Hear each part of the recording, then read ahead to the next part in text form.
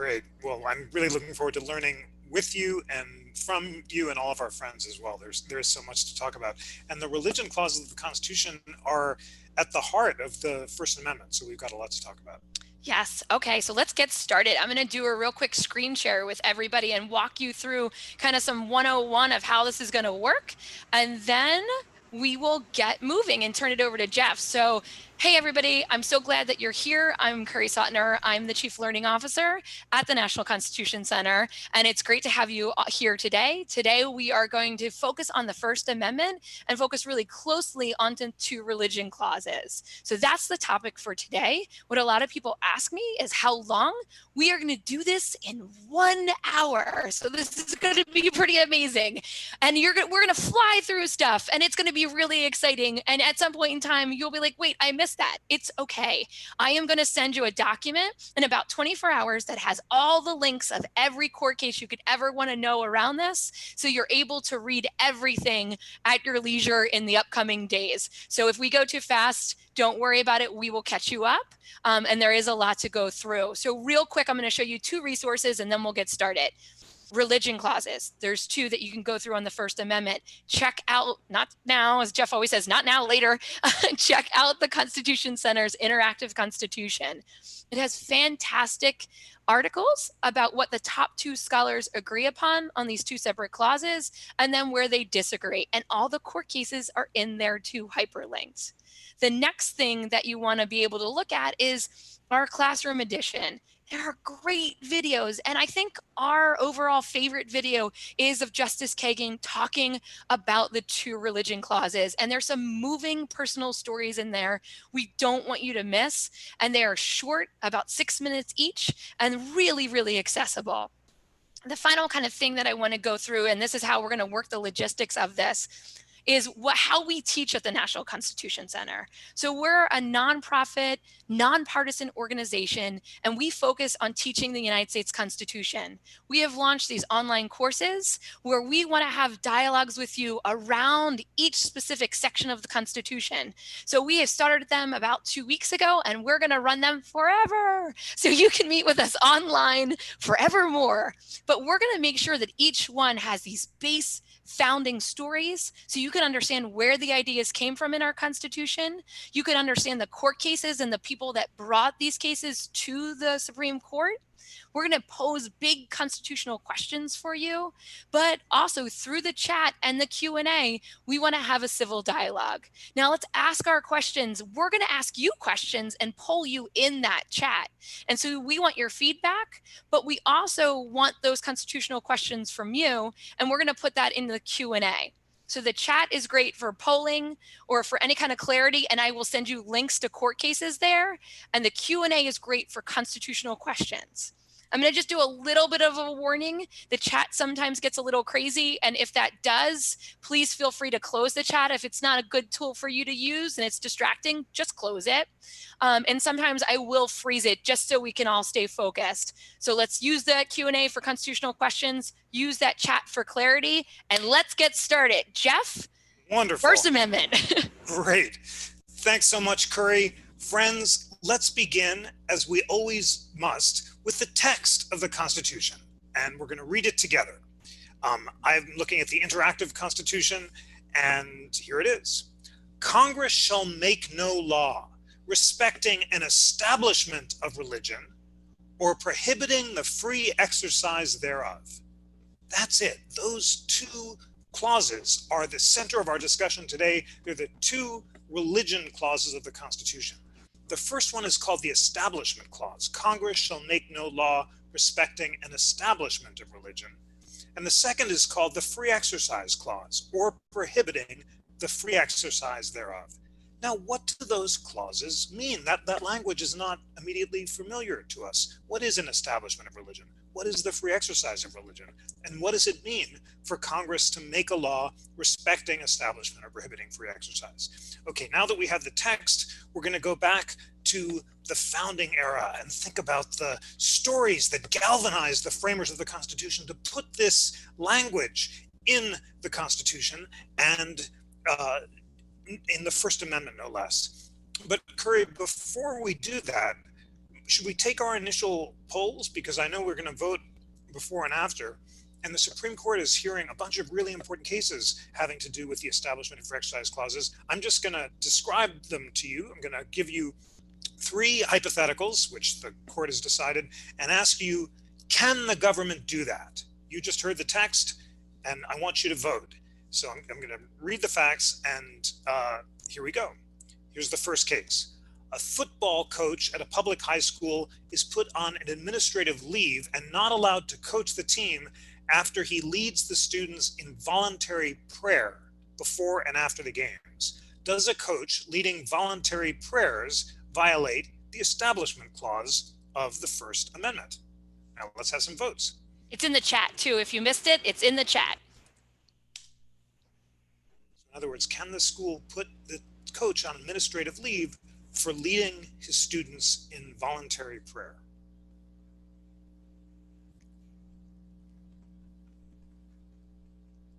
All right, as you guys are voting on that, or thinking about it, because you know we're going to have a lot of time to think about this as we go along, let me read the second case. Can a religiously operated school ask to get federal funding to fix up its playground, arguing that the money for the playgrounds won't help religion? In other words, can the state prevent this religious school from receiving state funds to fix the playground? That's the second question. It's also in the chat box. I love starting off with the questions, Jeff. Yeah, because it'll just kind of concentrate us, because these are the cases the court is grappling with right now. There are no easy answers to these questions. Often the justices are divided on these questions. So whatever you think is going to be relevant right now, and then we'll talk and discuss, and then we'll see if you've changed your mind. And the final question. It's also, just to let everybody know, it's also to say, I'm not sure, or I don't know, I need more information. And that's what we're here to discuss today too. So I'm not sure is an awesome answer too. I'm not sure is a wonderful answer, because it shows a kind of intellectual humility and an openness to the arguments on the other side, and a recognition that these questions are hard and don't always have clear answers, and that reasonable people can disagree in good faith about them. The final question is, can the government put up Christmas decorations on public property? Is it okay to have a creche or a Christmas decoration in a public space, like on Independence Mall, right behind where Kerry is now? Okay, those are the 3 questions. You've had your initial votes. We'll talk, and then we'll revisit these questions after we've talked. Okay, Congress shall make no law respecting an establishment of religion or prohibiting the free exercise thereof. What's an establishment of religion? Well, now I'm going to go to the Interactive Constitution and read about just a little bit about the history of the fact that Americans, early settlers, came to America in search of religious liberty. There were the Puritans who came from England to New England, Anglicans to the South, Quakers and Lutherans to Pennsylvania, Roman Catholics to Maryland, Presbyterians in the middle countries, and then there were some Jewish congregations in 5 cities. And during these times, the Church of England was established by law in all of the southern colonies. Now we can ask, what's an establishment? Well, if you were in England, the church is still established. In fact, the Queen of England is the head of the Church of England, because the church and the government are in that sense fused. She's both the head of state and the head of church. That's what an establishment is. And at the time of the framing, there was an establishment of the Church of England throughout the South. Puritan congregations, which were called Congregationalist establishments, predominated in New England, like Massachusetts. And dissenters, who weren't a member of the established church, were often punished for preaching without a license or refusing to pay taxes to the churches that they disagreed with. So after independence, the central agreement of all of the states was that there should be no nationally established church. And the Establishment Clause of the First Amendment reflects this consensus. You can't have the federal government establishing one church over another, the Church of England or the Congregationalist Church or any church at all. Now, what's important about the Establishment Clause is what it does and what it doesn't do. It prohibits a federal establishment of religion, but it doesn't prohibit state establishments of religion.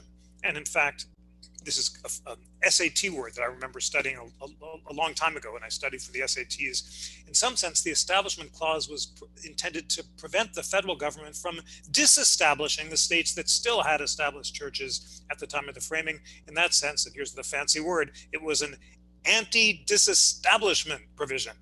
And remember, anti-disestablishmentarianism was a whole movement devoted to prevent those disestablishments. But by 1833, all states had voluntarily disestablished their religions.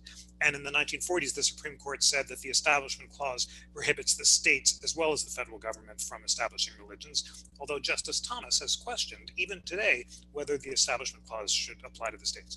Okay, so now we have the big idea behind the Establishment Clause. You cannot have an established religion which forces people to pay religious taxes or to attend church services. And almost everyone agrees that it would be a violation of the Establishment Clause to force people to support a religious institution or to allow religious organizations or preachers to exercise state power, or for the government to give benefits to some religions but not others without a very good secular justification.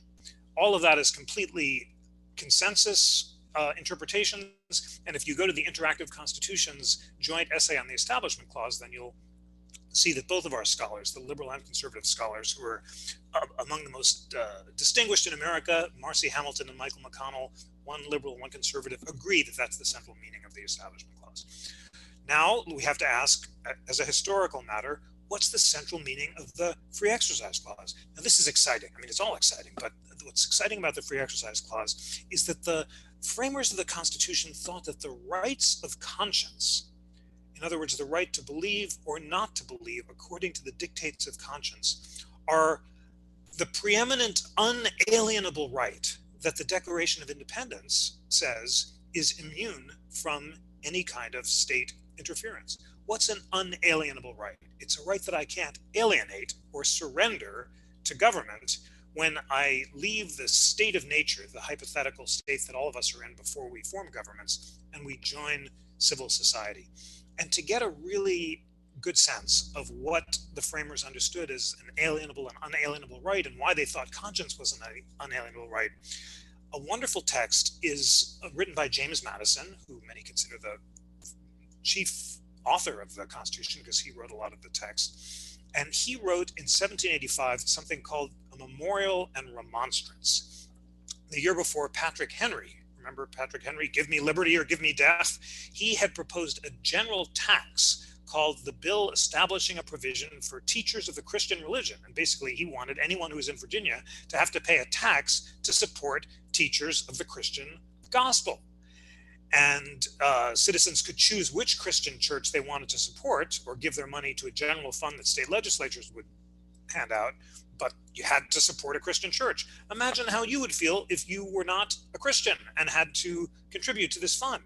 Well, or if you were a dissenter and you didn't want the money to go to the established church, which was Anglicanism, you were a member of another sect. Well, James Madison was an opponent of this bill. He said religion couldn't be forced on people. State support actually corrupted religion. And in the course of his case against religious assessments, he explained why the rights of conscience are natural or unalienable rights. I'm going to read this to you. I know this language is a little dense, but it's so precious. It's so exciting. It's so And Jeff, when you go into that, can you also clarify what secular means? Because there was a couple questions that popped up about what does that word actually mean, just so we can unpack it a little. Thank you so much for asking, Kerry, and thank you, friends. Please chat any questions if I'm using words that are not familiar, because it's important that we go step by step. Secular means non-religious. So when I said you can't support any religion without a good secular purpose, you'd have to have a good non-religious purpose so that the money to religion was only incidental. Remember that case I started with? Can the federal government make money available to all schools, both religious and secular, if the money is used for secular purposes? That's a fancy way of saying, hey, schools, if you want to fix your playground, we'll give you this money, you can fix the rubber. We don't care whether you're a religious school or a non-religious school, because our purpose is not religious, it's to give you money to help fix your playground. That's the secular or non-religious purpose. And if you want to get really fancy. The opposite of secular is sectarian. It means support for a particular religious sect, or not only a religious purpose, but a religious purpose that's targeted at a particular sect. So that's the difference between secular and sectarian. Now back to the memorial and remonstrance. I know these words are unfamiliar, but it's worth really parsing them because this is the most precious example of what an unalienable right is in all of constitutional history. So here are Madison's words. Because we hold it for a fundamental and undeniable truth, quote, that religion, or the duty which we owe to our Creator, and the manner of discharging it, can be directed only by reason and conviction, not by force or violence. He's quoting there from the Virginia Declaration of Rights, written by George Mason. And then he goes on to say, the religion then of every man must be left to the conviction and conscience of every man. He means, of course, all human beings, men and women. And it is the right of every man to exercise it as these may dictate. This right is in its nature an unalienable right. It is unalienable. Listen to this. Why is it unalienable? Because the opinions of men, depending only on the evidence contemplated by their own minds, cannot follow the dictates of other men. Wow, friends, that in just one gorgeous sentence is the whole theory of why the rights of conscience are unalienable, because our opinions depend on the evidence contemplated by our minds. When I contemplate evidence about the nature of the Creator or the universe, or whether or not the divine exists, or in what form the divine manifests itself, that's my reasoning mind that's forming my opinions. So therefore, I can't alienate or surrender to Curry the power to form my own opinions, because I can't entirely control them myself. They're the product of the involuntary thoughts presenting to my reasoning minds. I cannot think the way either I myself nor anyone else commands. And that's why, even if I wanted to, I couldn't surrender to Curry or to you, friends, each of you at home, the power to control my religious beliefs or lack of beliefs, or my political beliefs or lack of beliefs, because they are the product of my reason. Isn't that a beautiful expression of the founders' faith in reason? Isn't it a wonderfully open notion of why complete freedom of conscience is so important? Because each of us has this precious power of reason given to us by God or nature, and we must be absolutely free to exercise it as we please, and no government and no tyrant and no one else can command us to think as either we or anyone else pleases. It's just spectacular. So that's why we've really got to care about these First Amendment guarantees, and now we understand why our forefathers fought a revolution to preserve this freedom of conscience, because they believed it was a quintessential right given to us by nature or nature's God. Okay, now I know that was a lot. I think I better pause. Curry, what kind of questions do our friends have, or what questions do you have? I think there's a lot of questions coming in, but I think we also, as we go through this, need to really, what does it mean? What does it mean to have freedom of religion? And is it a full freedom? Is it unstoppable? And some of the questions were kind of angled around that. We love the theory and the reasoning why behind it, but where is it in practice, how freedom of a religion really plays out, and how do the courts kind of balance that? Excellent. And what is the balance? Well, that's the central question. And now we've got to get into all the cases the Supreme Court has heard about the Establishment Clause and the Free Exercise Clause, and how to strike that balance. So let's begin with the Establishment Clause. And those are cases involving school prayer, involving that question of whether you can be forced to pray in school, or whether the school coach is allowed to lead voluntary prayers. And it also has to do with religious symbols in public. And the basic question is, although no one is talking nowadays about actually reestablishing a particular church in any state, there are still questions about whether certain forms of state support for religion are so coercive, sort of put the thumb of the state so heavily in favor of one religion over another that they violate the Establishment Clause. So how should we think about these cases? Well, there was a case that the Supreme Court decided not too long ago in 1971 called the Lemon Test. And the Lemon Test set out a bunch of prongs, which lawyers love, for deciding whether or not a government practice violates the Establishment Clause. First, the statute has to have a secular legislative purpose. We now know what secular means. It means a non-religious legislative purpose. Second, its principal or primary effect has to be one that neither advances nor inhibits religion. And third, the statute must not foster an excessive entanglement with religion. Let's review those three things. A secular legislative purpose first. Second, a primary effect that neither advances nor inhibits religion. Third, no excessive entanglement with religion. All right, you might think that sounds pretty complicated, and guess what? So does the Supreme Court. That Lemon Test is so controversial that it's been much criticized by justices of all perspectives, and yet the Supreme Court has not formally overruled the Lemon Test, leaving lower courts kind of scrambling to figure out exactly what the test is. But it's worth putting on the table because at least you have a sense of how hard it is to figure out whether the purpose of a law is so preeminently religious in intent, and its effect is so much to help one religion over another, that the Establishment Clause might be violated. Just so you know, Jeff, that was Ricky's question. Jacob's question is, do most justices just ignore the Lemon Test, and how do they use it? So perfect. It's a perfect question, Jacob. And in fact, the late Justice Scalia talked about the Lemon Test as something like the ghoul that rises up from the end of the horror movie, kind of terrifying all the justices. He was basically saying, hey, all of us have criticized this test. We keep saying it doesn't make any sense, and yet people keep citing it. What gives? Well, in effect, different justices have come up with different substitutes for it. And since no one can agree on a single alternative, that's why the area is a little unclear. But let's dig into the four big areas where Establishment Clause cases tend to fall. The first is aid to religious institutions, that is money that goes to either churches or church-sponsored or religiously sponsored educational or other social welfare activities. The second is accommodation of religious dissenters from generally applicable laws. In other words, hey, what if I'm a Jewish person who wants to wear a yarmulke in the military, but the military doesn't allow me to wear any hats except the official military hats? Can I get an exemption or an accommodation?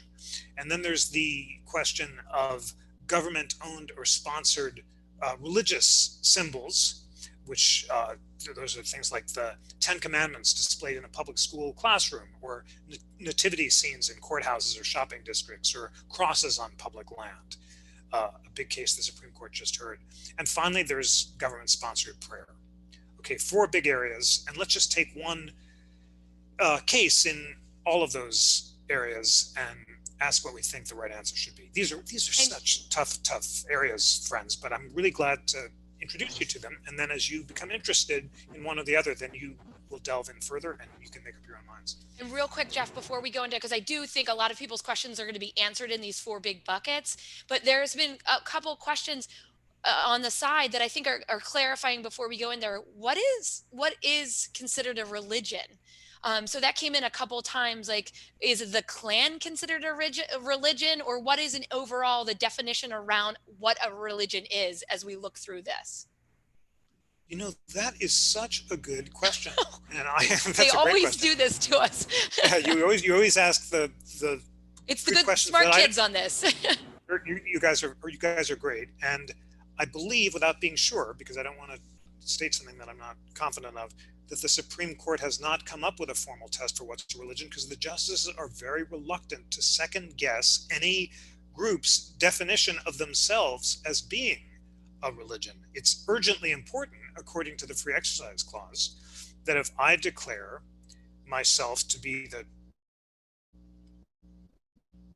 temple of, and I say that my beliefs are that I must be absolutely free to follow the logos, just as the Stoics insisted, and I want to achieve self-mastery by connecting to the divine like the Stoics, and that's the premises of the Temple of Jeff, then the Supreme Court is not going to say I'm wrong or right. But now, whether or not a state is going to give me aid and say, if I go to Pennsylvania and say I want some money to fix the rubber mats outside my front door because the Temple of Jeff needs some state aid. Now the state might have a definition for what qualifies as a school and so forth. But I think, you see, I'm not answering your question completely firmly, but I believe, without being sure, that there's not a single definition of what a religion is, because the Supreme Court thinks government has no business defining what a religion is. Anything else, Kerry, before we No, I think that was perfect. Thank you. Okay. And they're agreeing with you about tax exemption and everything. So thank you for that framing. Sorry to, but our students ask the best questions, and so we like to get them in. So thank you, Jeff. That was a great job. No, and it was very interesting. And I'm seeing in the chat, you guys are way ahead of us, of me on all this sort of stuff, but you're saying that that's why the Religious Freedom Restoration Act is so important, and we're going to get to that in just a bit, I hope. Okay, so now we're going to start with this question of state aid to religious institutions. And basically, there's a big debate on the Supreme Court between two positions on the Establishment Clause when it comes to government funding. And I should tell you, friends, I'm drawing all this from the Interactive Constitution's Common Interpretation, so you can read it yourself and review everything that I'm saying. It's such a good solid place to start. So the two opposing interpretations of the Establishment Clause are, first, that the government has to be completely neutral between religious and non-religious institutions that provide education or social services. Let's call that the neutrality position. And the second view is that there should be no taxpayer funds that should be given to religious institutions if they might be used to communicate religious doctrine. Let's call that the strict separationist position. And we might even add a third position, just as if things weren't complicated enough. I call it the supremacist position, which says it's fine to give aid that actually helps religion in general, as long as it doesn't aid one religion in particular. So in other words, I can give aid that helps schools promote Catholic doctrine and Jewish doctrine and the doctrine of the Temple of Jeff, but I cannot just favor one of those religions over another. So those are the three positions: the position of the neutralists, the position of the strict separationists, and the position of the religious supremacists. All of these are fighting themselves out on the Supreme Court. There were some early decisions in the 1940s that upheld state laws that allowed students who attended private religious schools to get money to take buses, for example, or to buy textbooks. And the idea there was that it's fine to make money for buses or textbooks available to either public or private schools, and the private schools can be either secular or religious, as long as it's parents and students rather than the government that's deciding who gets the funds. In other words, you, the students, can decide if you want to go to a public school or a church school, and the money is going to flow to you to take the bus or to get the textbooks based on your choice, not the government's choice. So those two cases, the Everson case from 1947 and the Allen case in 1968, are basically expressions of that first position I mentioned, which is the position of government neutrality. And then, then there was a shift. And for about 15 years, the court became more separationist. And at one point, in a case called Aguilar and Felton in 1985, it even forbade public school teaching specialists from going on the premises of religious schools to provide remedial assistance. In other words, there were teaching specialists who would go out to all schools, private and public, but the separationist position said, hey, if you're a private religious school, you cannot have the assistance of these public school teaching specialists. So there, in 1985, we have the expression of the separationist position. But more recently, the court has moved back to that position of religious neutrality and has upheld programs that give aid to educational programs on a neutral basis only as a result of the genuine and independent choices of private individuals. That's the Zellman case involving school vouchers. You all know how controversial school vouchers are. That's the question of whether a state or a municipality can say, hey, parents, here's a subsidy or a voucher. You can use this at whatever school you please. You can take it to a charter school, or you can take it to a private school, or you can take it to a private religious school, it's up to you.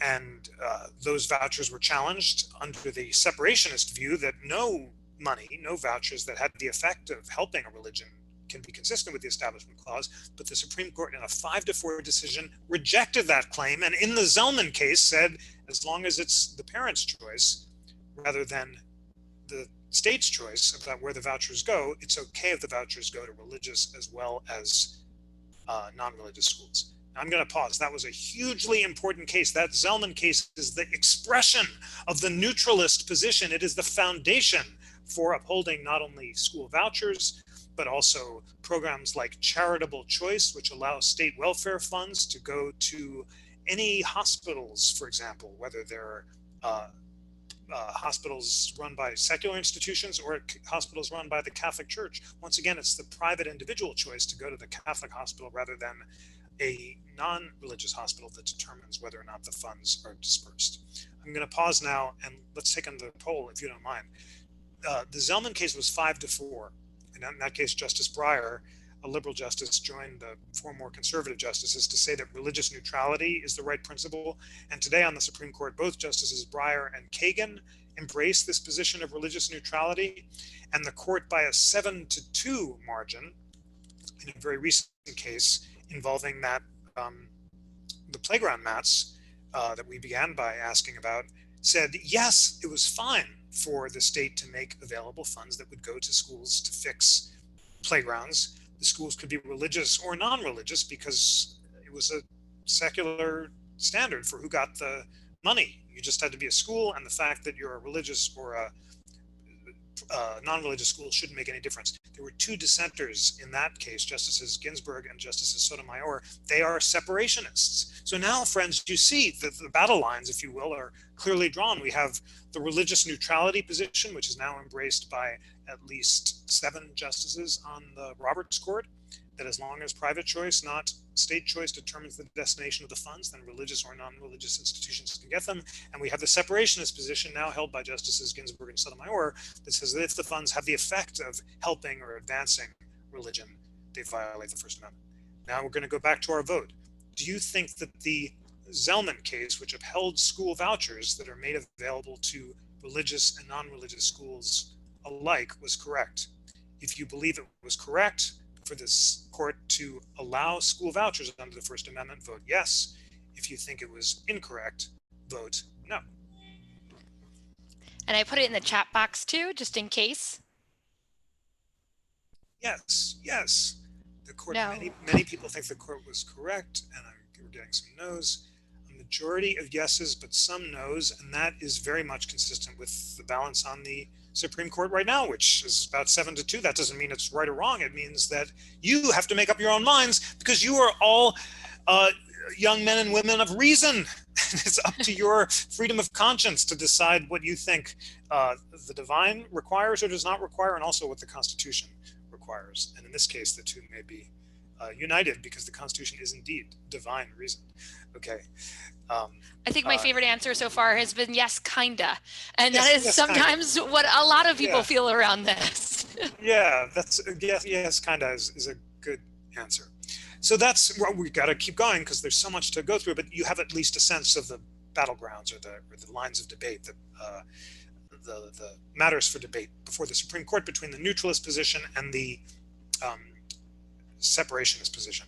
But what about the supremacists? What about those who say that it's okay to go further and make available state-sponsored activities that might have the effect of favoring religion over non-religion? And that brings us to the government-sponsored prayer cases. These are in some ways the most controversial, at least among the public, although not as controversial among scholars. Religious supremacists say it's fine for the government to favor religion over irreligion as long as it doesn't discriminate among religions. And so Jeff, if you want, I can put that question in there's like 2 parts to that question. I can pop it in the chat if you'd like. That would be great. This goes back to one of your earlier questions. So can the government sponsor prayer? And if so, where and when? In public schools, on the 50-yard line, at graduation, at town council meetings? So there's a lot of parts of that one. Perfect. And the answers are flying. Yes, there are. Can the government sponsor or allow public prayer, and if so, under what circumstances. So I'll just very quickly summarize what the Supreme Court has said. In the 1960s, the Supreme Court said it's unconstitutional for public schools to lead school children in prayer or Bible reading, even a supposedly voluntary prayer. And those cases were called Engel versus Vitale, that was 1962, and Abingdon School District versus Schempp, that's 1963. Those cases were incredibly controversial. They provoked protests and denunciations of the justices, but the court has not backed down. And that remains the law of the land. And in fact, the court has extended those prohibitions to prayers at graduation ceremonies, not actually in the classroom, but at graduation ceremonies. That was the Lee versus Weissman case in 1992, and at football games. And that was the Santa Fe Independent School District versus Doe case in 2000. What was the reasoning of Lee and Weissman and Santa Fe Independent School District versus Doe? Justice Kennedy held the swing vote in those cases, and he said, even if you're not forced to pray at graduation or at football games, you might feel a lot of pressure to pray. I mean, after all of your friends are standing up, they're putting their hands over their heart, even if the prayer doesn't mention Jesus Christ and just expresses fidelity to God, you might feel really awkward if you sit down or you refuse to pray. And therefore, Justice Kennedy said, because of the coercive pressure inherent in a public ceremony like a graduation or a football game, it's a violation of the Establishment Clause. So remember, you asked, Jacob, you asked what's the alternative to the Lemon test? In those cases, Justice Kennedy had a kind of test which is called the coercion test. Is there a explicit or implicit pressure tantamount to coercion to pray? Of course, people aren't actually forced to pray at gunpoint, or they're not expelled if they don't pray. Ostensibly, anyone's free to sit down or not attend if they please. But Justice Kennedy said, let's be real here. Attending a graduation is one of the most important events in life. So it's not a real choice just not to show up because you don't want to pray. And as for football games, some have noted, in some states, they're even as significant as church services. It's a very big and central opportunity for communal bonding, and therefore those are coercive too. And that's a lot of the questions, Jeff, is it because it's a coach? And would it change if the coach was just standing there and praying and not leading the prayer? Well, all those questions are great, and that's exactly the questions the lower courts are dealing with. So the question I began with the coach, it wasn't even during the game. I think it was before, and I think he was off the 50-yard line, not on the field. And it was voluntary among the players, but he was leading it. So these are the kind of fact patterns that lower courts understandably disagree about, because one person's coercion is another person's voluntary opportunity to pray. And there's no right answer to these questions. I can confidently tell you that. It's kind of up to you to think, where do you think the line is for coercion? Or do you think that this coercion test is the right one? The late Justice Scalia said this is sociological gobbledygook. As long as there's no explicit favoritism of Christianity over Judaism or any other religion, then it's fine to have student-led prayer at graduation. We shouldn't look at whether or not there's social pressure. So that's the division between the religious supremacists, as I call them, for better or for worse, and the religious neutralists. Justice Kennedy thought the state had to be neutral, and that included not allowing any kind of coercive pressure. Justice Scalia said, as long as there's no formal preference for one religion over another, for the public school to stand up and say, we invite you to express fealty to the divine, is okay. So as a summary of that case, Jeff, everybody's just asking, where did the case land at the end of the day? What was the end outcome? The end outcome is all of the examples I gave: prayer in the classroom, prayer at graduation, and prayer at football games, all unconstitutional. In every case, the Supreme Court has said, no government, you may not do that. No teachers, no coaches, you may not lead those prayers, because they are coercive and they violate the Establishment Clause. So that's the law of the land. There's criticism of them, but that remains the law, and it's a big question whether the Supreme Court will continue to strike down prayers, or now that Justice Kennedy has retired and been replaced by Justice Kavanaugh, the balance will shift We just don't know that answer, but for your purposes, the law of the land is that any kind of government-sponsored prayer is unconstitutional. So then we come to the question of what about settings outside of schools? And there the court has generally said that in cases involving adults rather than students, there's generally less coercion and therefore more opportunity for the government to allow prayer. And there were two recent cases where the government upheld prayers. One was called Marsh versus Chambers. That was from 1983. And the court upheld a prayer that began at the beginning of a legislative session. The legislature began every session with a prayer by expressing fealty to the Almighty. And the court said, hey, there's a long history of these legislative sponsored prayers. Congress today either begins every session with a prayer or every week, but there's a congressional chaplain who leads a prayer, and lots of state legislatures have prayers. And the court said people have done this for so long, it doesn't make any sense to say this is coercive. It's just sanctioned by history, and we're going to uphold it. And then in a more recent case called Town of Greece versus Galloway, that was 2014, the court allowed an opening prayer at a town council meeting. And the town said it would accept prayers of any faith. Now that was a little more controversial because it wasn't a non-sectarian prayer. It was a prayer that began by expressing fealty to our Lord Jesus Christ.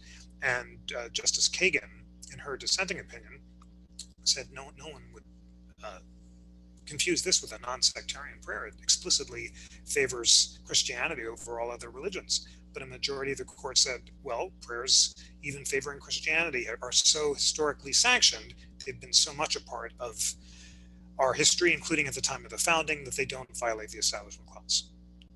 Okay, now let me ask, I'm really curious about what you think of that, but Kerry, what's your... Yeah, so some clarifying questions. So I see how you separated the two and pulled in tradition in the public setting and the government setting.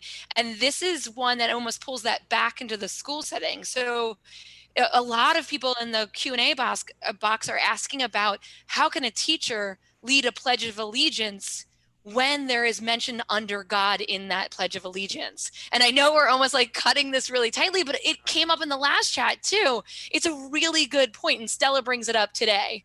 Thank you, Stella. It's a really important point. The court dealt with precisely that question when a parent sued when he didn't want his child to have to recite the Pledge of Allegiance because it says one nation under God. And the court's answer, yes, it says under God, but it's the legalism was de minimis. Can you imagine what de minimis means in Latin? It means no big deal. It's a minimal endorsement of religion. It's insignificant. It's basically no one really takes it seriously. It's just like in God we trust on the coins. I don't know if you've looked at a quarter recently, but I think our coins still say in God we trust. It's our national motto. And the court said in the Pledge of Allegiance case, there are certain expressions of fealty to the divine, to God, that are so historically rooted that they are not really an endorsement of religion of any kind. They're just they're historically sanctioned. I don't think any justice is saying they're an adage, that they're not meaningful, but they're not a big enough deal to trigger the Establishment Clause. That's the reasoning. Are you persuaded by that, Stella? I think that's a great question, and I just loaded all the cases on the side too. But does that float with you guys? Does it float with you guys? Right? Are we going to just give certain things a pass if they've just been part of our history for a really long time? Okay, gosh, we have only 15 minutes. And I know, that's what I said. This one's a hard one. I know. I think we should. Here's what we should do. Quickly, we're going to start going really fast here, but we want to get the big things on the table. I'm going to talk to you about the final. I think we should go to the free exercise clause. That's probably I think if we fly through the free exercise clause, because that's so many people's questions, and you give the real quick rundown, and then we can go to the Q&A box. Perfect. Okay, so free exercise clause. So we know that courts have struggled to find a balance between the rights of believers.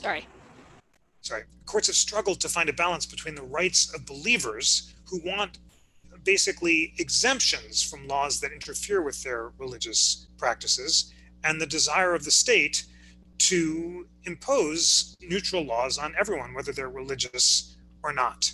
And the first big series of cases involving these questions was in the 19th century, when there were brutal 19th century laws aimed at suppressing members of the Church of Jesus Christ of the Latter-day Saints, who are known today as the Mormons. And in particular, these laws forbade polygamy by members of the LDS Church. And the court rejected free exercise challenges to these laws, saying the free exercise clause protects beliefs but not conduct. And the Reynolds case in 1878 said laws are made for the government of actions, and while they cannot interfere with mere religious belief and opinion, they may with practices. The result of this was a complete suppression of the religious freedom of members of the LDS Church who were jailed and deprived of their right to vote. The church was dissolved, and finally it agreed to abandon polygamy. So there was this distinction between laws that ban belief and laws that restrict conduct, but this ignored the free exercise clause obvious protection of religious practices. And that's why the court in the 1940s began to recognize that governments can't unduly infringe religious exercises. But in the 1960s and 70s, the court begins to create exemptions from religiously neutral laws. And perhaps the high point of this jurisprudence was a case called Wisconsin against Yoder, 1972, which said that Amish families couldn't be punished for refusing to send their children to school beyond the age of 14. The religious practices of the Amish said that they shouldn't have to go to school beyond 14.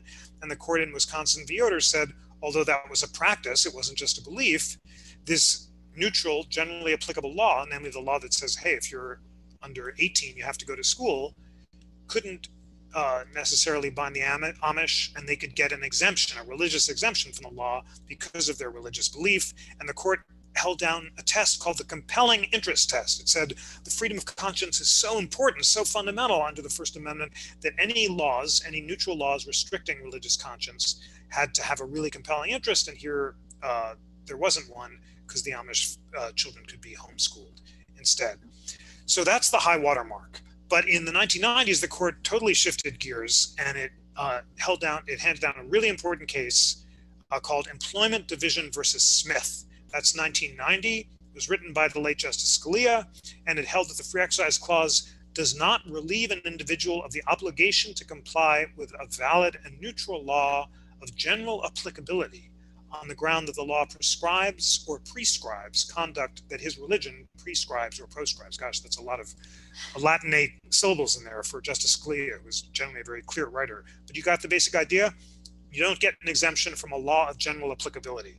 There's a general law that doesn't mention religion in particular. It says everyone's got to go to school, or in this case, no one can smoke or use peyote. It was an anti-drug law, and there were members of Native American church whose sacrament required the sacramental use of peyote. And they said, hey, we want an exemption from these anti-drug laws because our religion requires it. And Justice Scalia said, too bad. It's a general anti-drug law. You do not get a religious exemption. And any exemptions from religiously neutral and generally applicable laws have to come from the legislature, not from the court. Okay, so now you've got once again, the battle lines, the matters for debate. On the one hand, you have Wisconsin against Yoder, which says that any generally applicable law that imposes a serious burden on religious practice has to satisfy a compelling governmental interest. On the other, you have the Smith case, which remains the law of the land today, which says that you don't generally get exceptions from laws of general applicability, and the compelling interest test does not apply. Okay, we're nearly at the home stretch.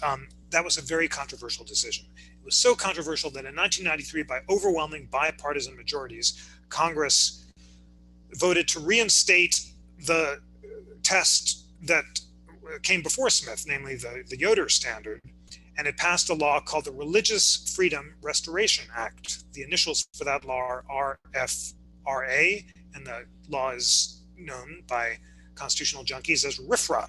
RFRA. And RFRA allows courts to exempt any person from a law that imposes a substantial burden on sincere religious beliefs or actions, unless the government can show that the law is the least restrictive means of furthering a compelling governmental interest. For those of you who were here last week and talking about the First Amendment, you asked, what's the doctrine of the First Amendment? What is strict scrutiny?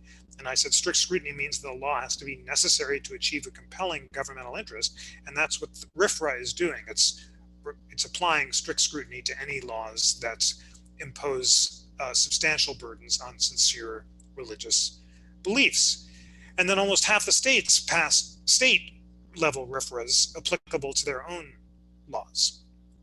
All right, I think we've got the doctrine there. And now, what's the big controversy? Okay, well, in our last 10 minutes, I can tell you the most controversial cases before the Supreme Court today involve this question of religious exemptions. And now I'm going to tell you what some of them are. There was the Hobby Lobby case from 2014, where the court, by a 5-4 vote, said that the Hobby Lobby Corporation, which was a family-owned corporation of religious believers, it was a store that sold religious material, and the family that owned it was religiously observant.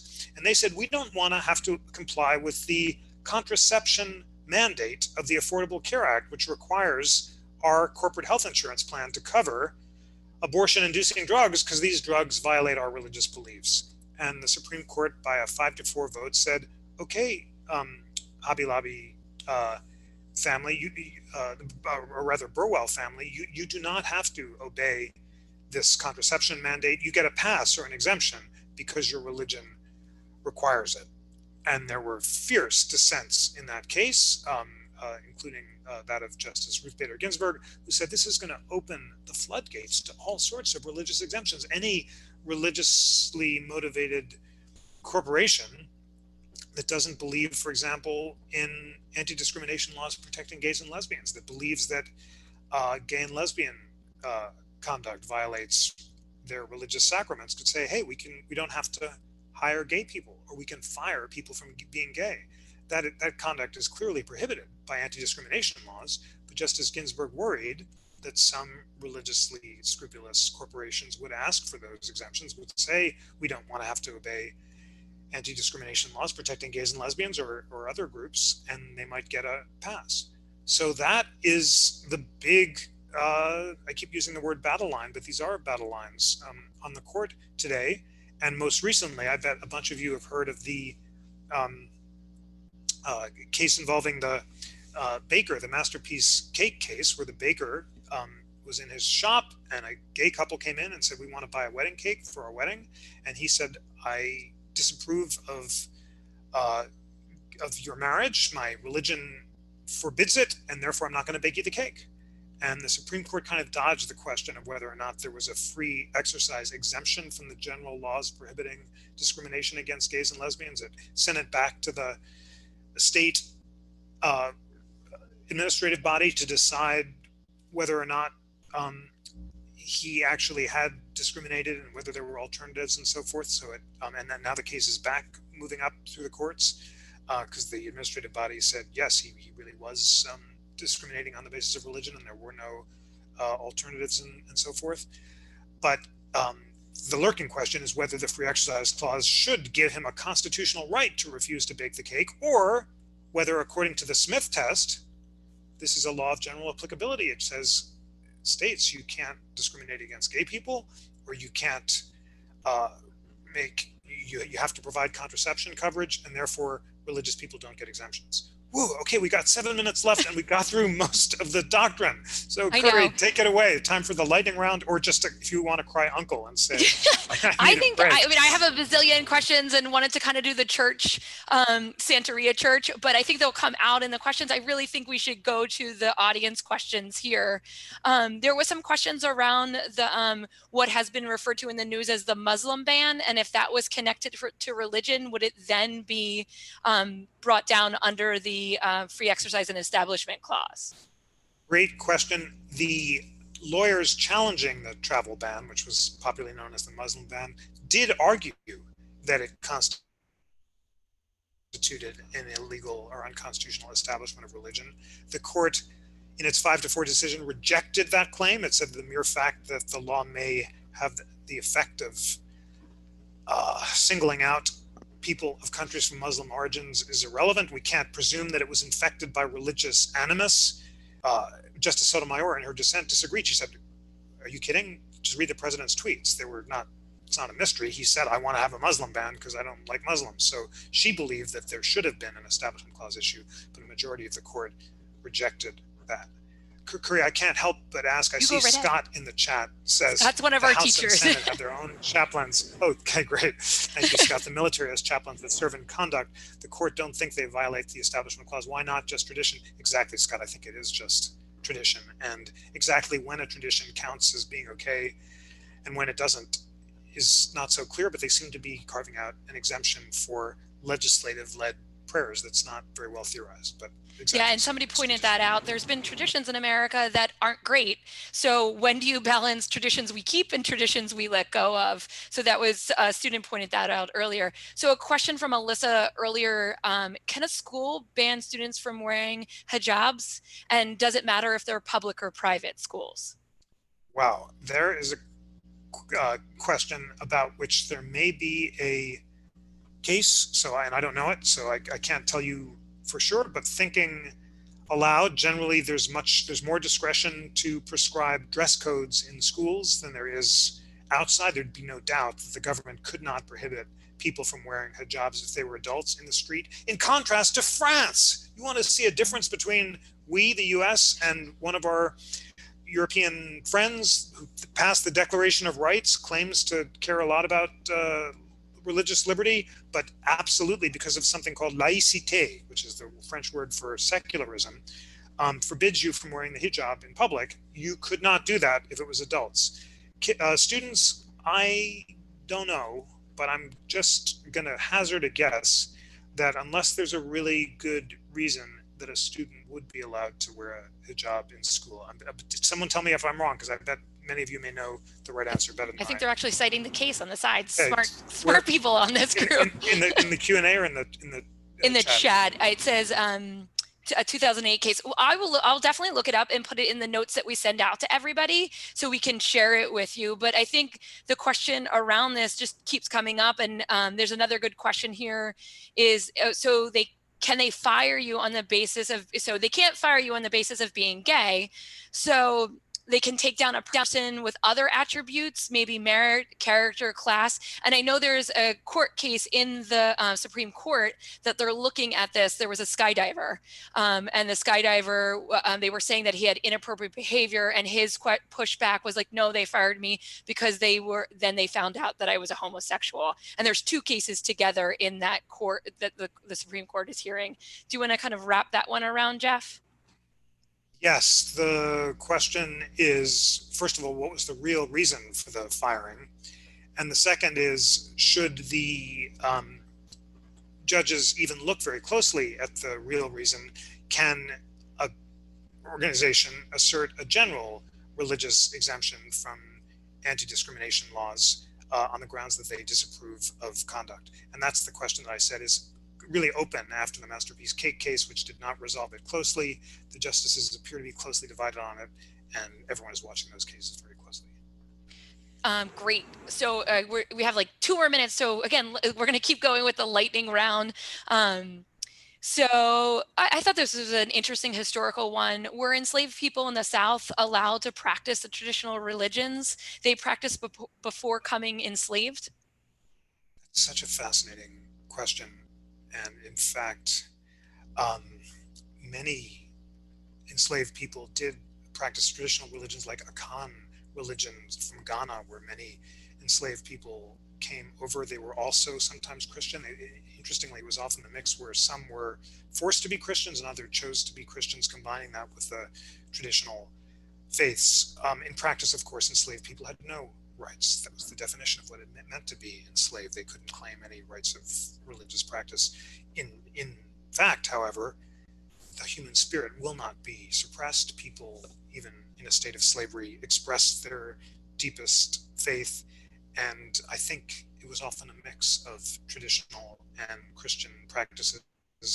It's an inspiring testament to the power of the human spirit that they were able to express those regardless of their enslaved state. And today there's an inspiring revival of traditional African spirituality, and we see people going back to places like Ghana to rediscover their roots and to practice the Akan religion. Okay, so now jumping fast forward, because I always like to end on that big constitutional question that's literally in the news right now. If my religious pastor on Sunday said, you know what, Kerry, we're all coming to church because in our religion, we believe that we have to be together and shake hands and all those things. I'm not religious, so I'm messing up all the religions combined into one. Sorry about that. Could they? Great question. That question is right before the courts right now. There's a pastor in Florida who said, I don't agree with this quarantine order. I believe that my free exercise rights, including those of my congregation, are being violated by the order to stay home. Therefore, I'm going to lead a service in a megachurch. He was arrested. He's now challenging his arrest on the grounds that his free exercise rights were violated. And just yesterday, every week I do a podcast called We the People, where we talk about issues in the news. I asked our two guests what's going to happen to him, and both of them predicted, no one can know for sure, that he's going to lose on the grounds that generally applicable quarantine laws allow for the restriction of religious practices, as long as religions are not uniquely being singled out. It's not just religions that are considered non-essential services, but also gun stores, who are challenging their closures as violations of the Second Amendment, and restaurants and all sorts of institutions. Now, just yesterday, another of these cases started to bubble up before the court. Texas has passed a law forbidding abortions not necessary to preserve the life and health of the mother from taking place during a quarantine. That's a clear violation of the rights recognized in Planned Parenthood v. Casey, which said that you're allowed to exercise your rights of reproductive choice before fetal viability, even if life or health is not threatened. And that's likely to be the first quarantine case that makes itself up to the Supreme Court. I think that pastor's probably going to lose, but the abortion case is closer because those rights are so clearly fundamental, and those laws in particular are targeting the rights of reproductive choice, unlike the church laws, which are incidentally closing churches along with all other businesses. So I think that's the first Supreme Court case we're likely to see in the wake of the quarantine. To learn more, check out the We the People podcast, which we'll publish tomorrow, or rather Thursday, whatever day, I lose track of the days, Thursday afternoons. And it's really interesting. Friends, it's the end of our time. Gosh, isn't it meaningful to learn about the Free Exercise and Establishment Clause? And in doing so, all of us are doing just what the framers hoped, which is to exercise our rights of conscience, the right to believe or not to believe whatever our reason dictates. And by exercising your powers of reason with Kerry and with me, you are fulfilling your highest duties as a citizen and as a human being. So thanks so much. Come back tomorrow. We'll do another version of this if you want to review some of this material, but make sure to come back on Friday when I get to interview the great historian and storyteller, Ken Burns. He's going to join us at 1 p.m. It's so exciting. We're going to talk about the constitutional legacy of the American Revolution and of the Civil War era and the New Deal. And I just can't wait for the conversation. And thank you guys very much. I will be sending you a whole list of cases. I will probably wait till that podcast is out and add that as well, so you get everything.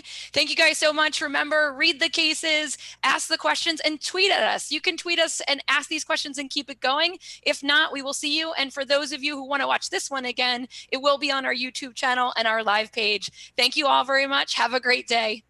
Thank you. See you tomorrow or Friday. Yeah, tomorrow, Friday, any Wednesday, Thursday, and Friday. Absolutely. Yes, I will be sending you notes to your emails. You guys signed up. I have your email. You'll get them. If not, your teachers will get them. Everybody wants the homework. I love it. Good.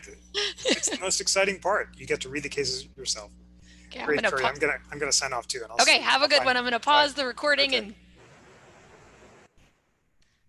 see you, Jeff.